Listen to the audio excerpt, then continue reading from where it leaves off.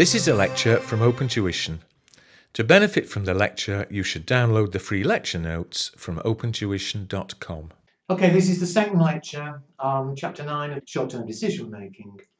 And if you remember in the previous lecture, I said there were three different topics we were going to go through. And so the last one we looked at shutdown decisions. This one, in fact the most important of the three from the point of view of the exam, is relevant costing. And although, as always, I'll explain it by using the example, just let me give you a very brief introduction to it. Suppose your company currently makes desks. We make thousands and thousands of desks. That's our work. And we've been through already how you might go about getting the cost per unit and then deciding on a selling price. But we're quite happily producing desks. But suppose somebody comes along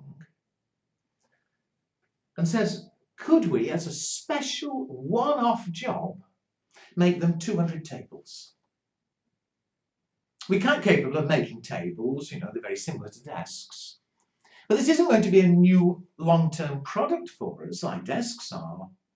It's just a one-off job.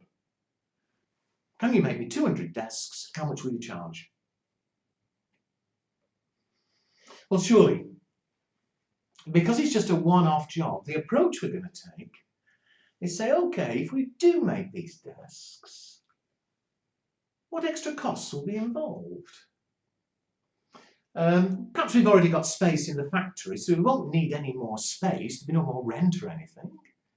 We'll obviously need some wood, so that'll cost money, and so on. And if I worked out the extra costs we'd have come to a total of 10,000, then all right, I'll quote to the guy who wants these tables. I'll quote as high a figure as I can. I say, we'll charge 20,000, but there's likely to need some negotiating, he'll offer less, and so on. But if I know to do it is going to cost me an extra 10,000, I know that however much we negotiate, I'm going to have to charge more than 10,000 if it's going to be worthwhile. So that may seem a simple idea, and it is. The idea is very simple. But that's what we're going to do, as you'll see, when it's a one-off special contract, which is always where this is relevant. We're going to work out what extra costs will our business have if we do the work. So look at example 2. Have a very quick look at the question with me, and then we'll get on with it. The managing director of Parcel Limited, a small business, is considering undertaking a one-off contract and has asked her inexperienced accountant to advise on what costs are likely to be incurred so she can price at a profit. And this inexperienced accountant has come up with this schedule, wages 28,500, supervisor 11,000, and so on, and come up with a total cost of 98,300. And there are lots of notes there, which shortly we'll read. Note 1, Note 2, Note 3, explaining what's exactly happening. Now, it's an inexperienced accountant, so the danger, of course, is they've not done it properly, because it's a one-off contract, which should be doing what I said a minute ago. What extra cost will there be if we do the work? And so we're going to have to check. And the question, if you look to the end of the question, which is on the next page, it says, adjust the schedule prepared by the accountant to a relevant cost basis, incorporating appropriate opportunity costs. Now, I've yet to explain the word opportunity costs, and I will as we go through. But what we're going to do is we're going to rewrite this schedule, direct wages first of all. And when we've read the relevant note, we'll decide what figure should be brought in. Maybe 28,500 is right, maybe it's wrong, but we're going to make sure we get the right figure. So I'm going to redo the whole schedule, read the notes as we go along. So let's do wages. Note 1. Direct wages comprise the wages of 2 employees, particularly skilled in the labour process for this job, who could be transferred from another department to undertake work on the special order. So we've got these 2 men, they pay 28,500, and they would be moved from their existing work to this new job. Well, so far there's no extra cost. We're going to be paying them 28,500, whatever. If we don't do the job, they stay where they are and they pay 28,500. If they do the new job, we move them and they still pay 28,500. So far there's no extra cost involved at all. But let's carry on. They are fully occupied in their usual department, and subcontracting staff would have to be brought in to undertake the work left behind. And subcontracting costs would be 32,000 for the period of the work.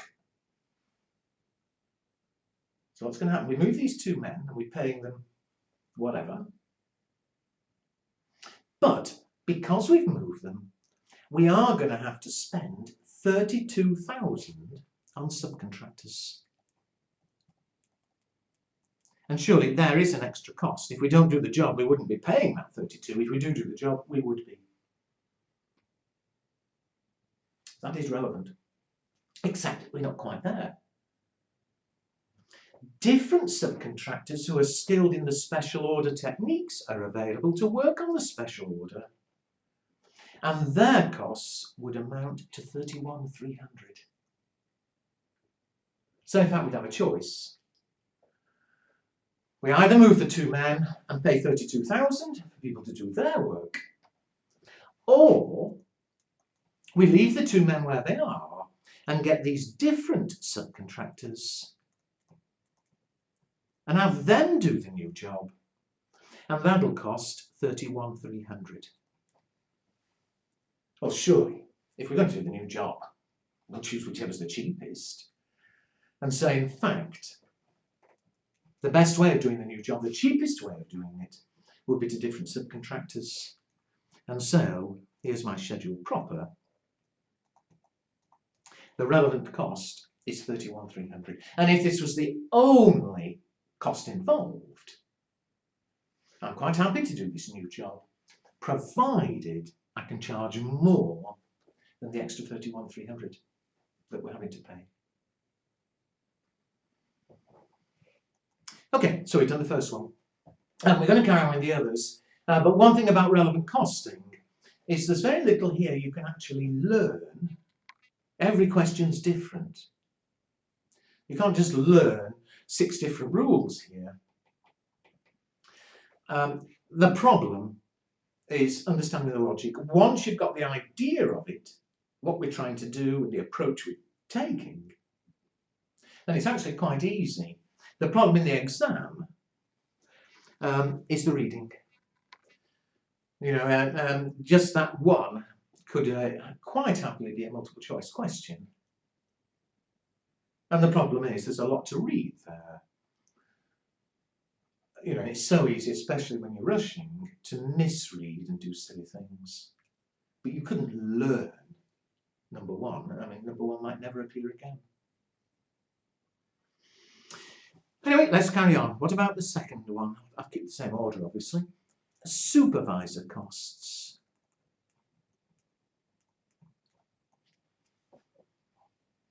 $11,500. Let's read the note. A supervisor would have to work on the special order, and the cost of $11,500, which is what the inexperienced accountant got, is comprised of 8,000 normal payments plus a 3,500 additional bonus for working on the special order. Normal payments refer to the fixed salary of the supervisor. So we've got a supervisor there who's paid a salary of 8,000. And surely, a bit like what we discussed in the previous one, they're going to be paid their salary of 8,000, whether they give them some extra work or whether we don't give them some extra work. They're paid a fixed salary, they're not paid for how much work they're actually doing. So the 8,000 is going to have to be paid whatever happens and is therefore not relevant. But they are going to get an extra 3,500 for working on the special order. So doing the special order will involve us paying this bonus, this extra payment of 3,500, an extra cost. Oh, we're not quite there because we carry on reading. In addition, the supervisor would lose incentive payments in his normal work. So it appears that currently he's not just getting the 8,000 salary, but currently he's also getting another bonus, an incentive payment of 2,500. And if we do have the supervisor work on the special order, he'll lose that 2,500. We won't need to pay it. So although on the one hand we're paying him 3,500 new bonus, on the other hand we save what we're currently paying him. We save 2,500. And so in fact the extra cost of doing this special order, it's going to cost us an extra 1,000. There is one more line. It is not anticipated that any replacement costs relating to the supervisor's work and other jobs would arise. So there's no other costs involved. It's not like the previous one where we were going to have to get in some other staff. So the overall effect on us, as far as the supervisor is concerned, is simply that we'll end up paying him 1,000 more than we currently are. Good. What about the next one? What is the next one? Overheads. Again, on the schedule, there's a figure there of 4,000, but let's read the note. General overheads comprise an apportionment of 3,000 plus an estimate of 1,000 incremental. Well, you should have seen both those words before, but what an apportionment is, it's a share of an existing cost. For instance, the factory as a whole, we may be paying rent of 20,000 for the factory. And for profit purposes, we might share that, apportion it between different products. We decided, or this inexperienced accountant decided to give this special job a share of it of 3,000. But of course, I only want to know any extra costs or savings there'll be. And if I'm paying 20,000 a year rent, well, unless we're told differently, presumably we'll still be paying 20,000 a year rent, whatever we do. Share it any way we like, but I'm only worried if we actually have to spend more. And just sharing doesn't mean you spend more. The 3,000 is not relevant. It does now say, though, plus an estimate of 1,000 incremental overheads. Incremental means extra. So if we specifically told there are extra overheads, there's an extra cost and it's relevant. But just sharing an existing total, no extra cost, not relevant. So this extra or incremental, that is relevant, 1,000. So again, I appreciate it's taken me a while to say each of these, but arithmetically, so far, I think they've been pretty easy and pretty quick. A combination of either a lot to read and be careful, or this one I think was just terminology. Apportionment, not relevant, it's just a share. Incremental, extra by definition is relevant. Next one, machine depreciation. Machine depreciation represents the normal period cost based on the duration of the contract. Now, although you wouldn't be expected to do depreciation, paragraph 5, you should all be aware from earlier exams what we mean by depreciation. And you've several ways you can calculate depreciation, but do we not normally work out the depreciation each year? It's a period cost. Well, fine. This machine depreciation is based on the normal cost based on the duration of the contract.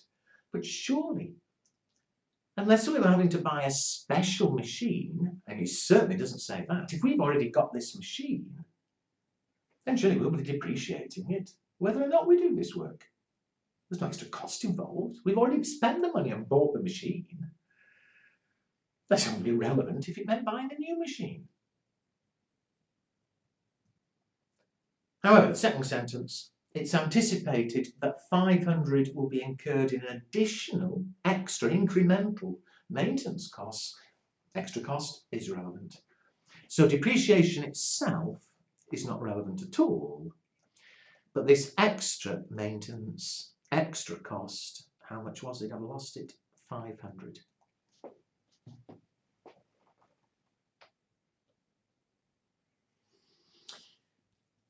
What about number 5? Machine overheads for running costs such as electricity are $3 an hour. Now, of course, this is different because it's a variable cost, whereas fixed overheads in total stay fixed unless you're told different. Variable overheads like electricity, I think it makes sense that if you work more hours, you've got more cost. It's estimated that 6,000 hours will be needed for the special order. Fine. I'll read the rest in a minute. But if it's going to take 6,000 hours to do the special order, then there's 6,000 extra $3 an hour having to be paid. And so, electricity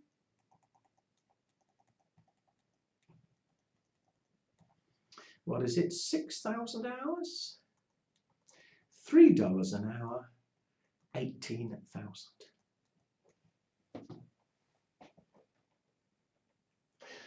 Okay, so far so good.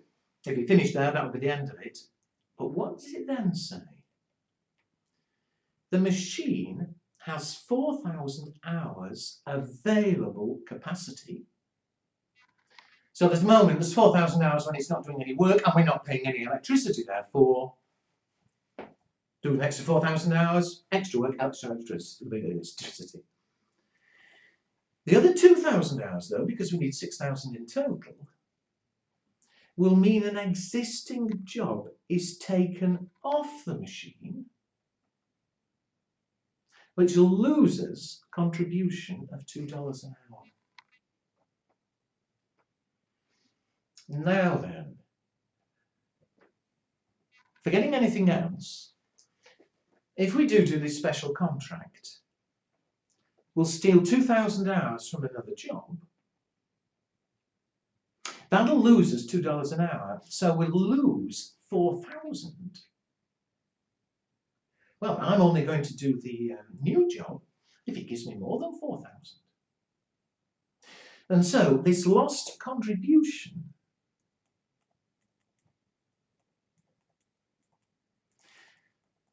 this is something different from the others. All the others we looked at so far were extra costs. Here, we're not actually going to be spending anything, this extra contribution, but we're losing income that we're currently getting.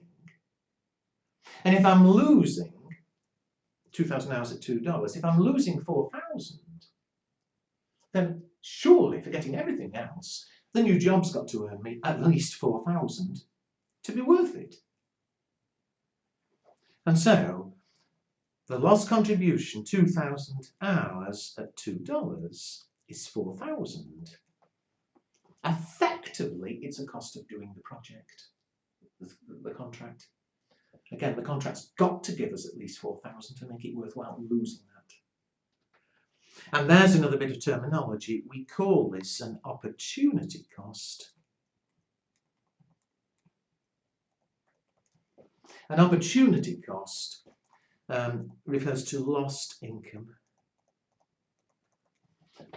So this sort of question, you've either got direct costs where you're actually spending extra money, or you've got opportunity costs where you're not spending, but you're losing income that you would otherwise have earned. All right. Number six. Number six is a very important, a very common one. You know what I said earlier, every question's different. It's the thinking that matters and the reading. Excuse me. But there's always likely to be at least one on materials, which is note 6. Materials represent the purchase costs of some 7,500 kilos bought some time ago. So we need materials for this job. If you look at the schedule, there's 34,000 there. And that's how much we paid for 7,500 kilos some time ago. That's not relevant. We've more to read, obviously, but we paid that 34,000 some time ago. And whether we do the contract or we don't do the contract doesn't affect the fact we've paid it. Now, say we're not there yet, there's more to read. But, you know, do the contract, all right, we've already spent 34,000. Don't do the contract, we've already spent 34,000. So far, there's no mention of us having to spend any more. Next one, the materials are no longer used and are unlikely to be wanted in the future except on the special order. And the complete inventory of materials, there happen to be 10,000 kilos there. Remember, we only need 7,500. But all the inventory or part of it could be sold for 420. Before we read the next bit, why is that relevant? If we do the contract, we just take the material off the shelf. We don't have to spend any more. It's there. In that sense, it's free. But if we didn't do the contract, we would sell those 7,500 kilos for 420 a kilo, and we'd get some income. So we have another opportunity cost here. What is it? Materials. We need 7,500 kilos per the question. Again, if we didn't do the contract, we'd sell it and earn $4.20. By doing the contract, sorry, I'm trying to find my calculator here.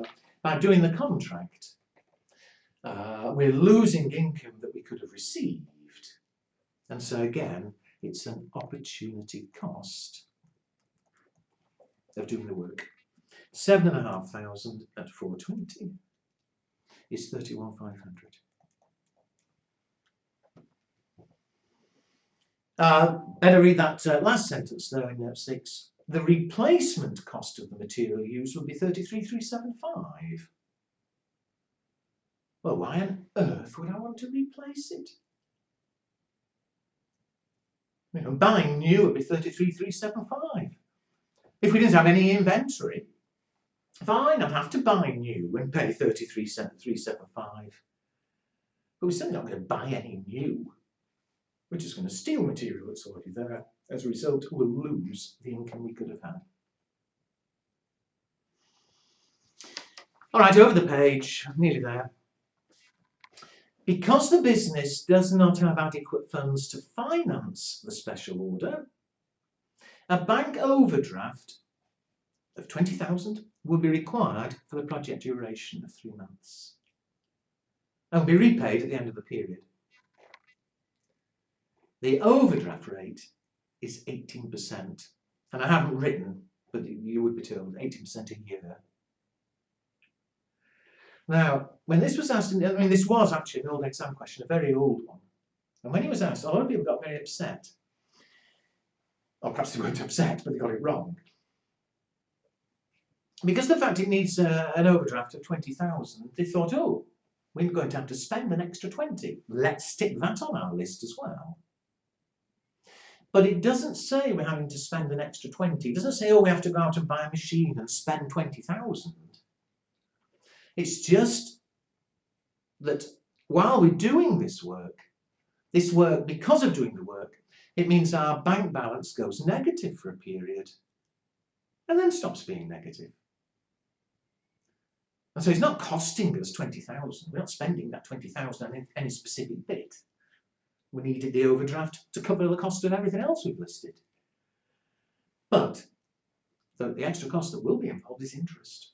You know, if we didn't do the job, we wouldn't have an overdraft, there wouldn't be interest payable.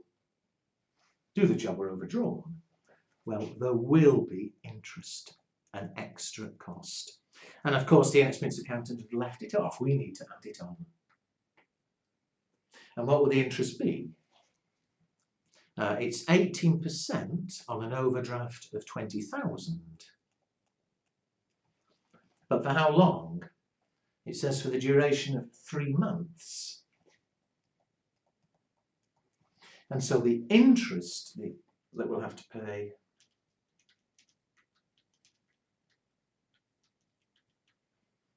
is 900. I think with that, the managing director service specials such as this relevant costing should be used, incorporates opportunity costs, which is appropriate to create a revised costing schedule. Well, there we are, we've got everything. And so let's now get the correct total cost. If you're patient with me. 31,300, 1,000, 1,000, 500.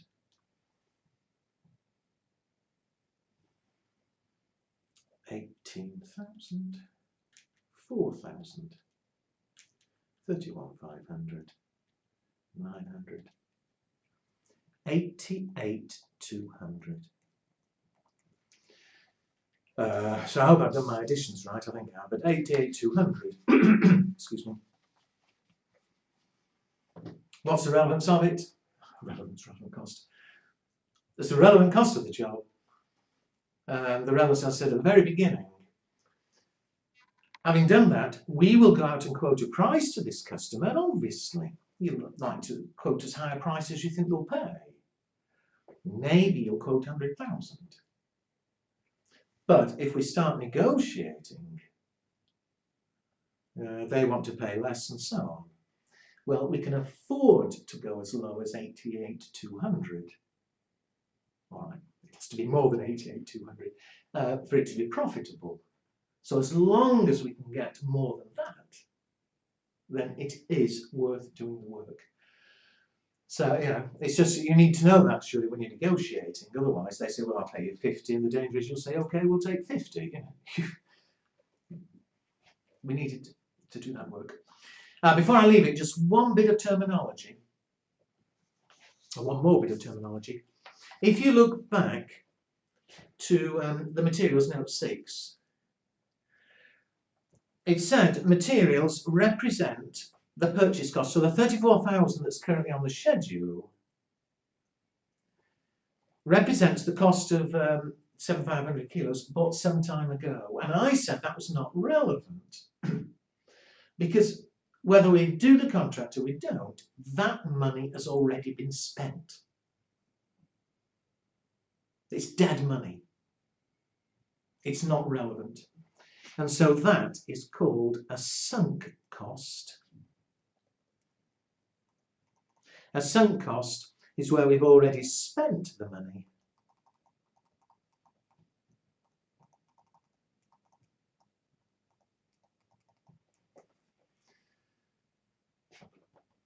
And because we've already spent it, whatever happens, it is not relevant.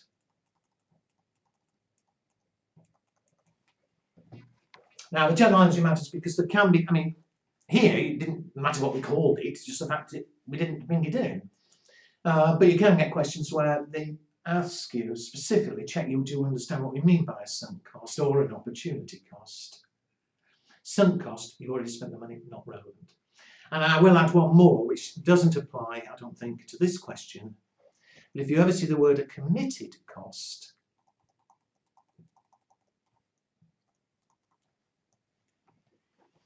a committed cost is where you haven't yet paid the money, but you're going to have to pay it, whatever happens. So a committed cost is where you've not yet paid, but will have to pay whether or not we do the new work.